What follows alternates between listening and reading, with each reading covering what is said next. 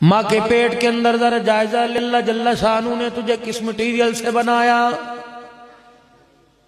हल अता अलल इंसानी हीनुम मिनद दहरी लम यकुन शैअम मज़कूरा इन्ना खलक़नल इंसाना मिन नुत्फ़तिन अमशाजिन नब्तलीहि फजअलनाहु समीअन बसीरा।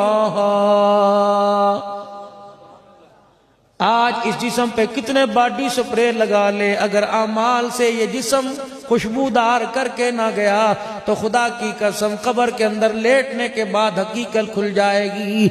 इस जिस्म के जोड़ जोड़ से इतनी बदबू आएगी, लोग कब्र के पास खड़ा होना भी गवारा नहीं करेंगे।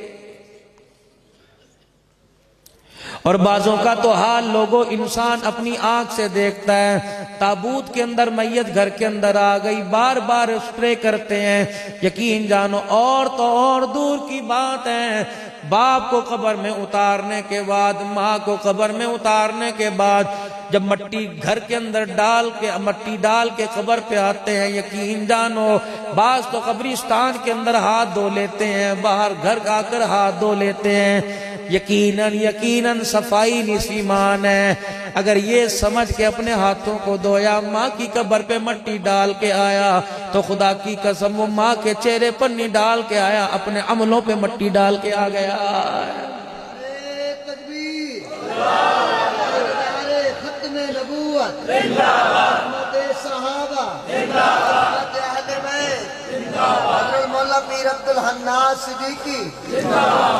क्या जिंदाबाद।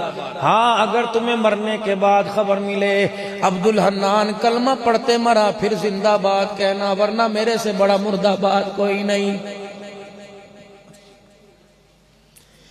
अगर तुम्हें कोई इलाके वाला कह दे बड़ी अच्छी मौत मरा, कलमा पढ़ते मरते मरदा, फिर तो मरने के बाद भी जिंदाबाद रहेगा। खुदाए पाक की कसम, अगर कलमे की मौत ना मरा, लोग चेहरा देखते भी जाएंगे और बुराइयां भी करते जाएंगे।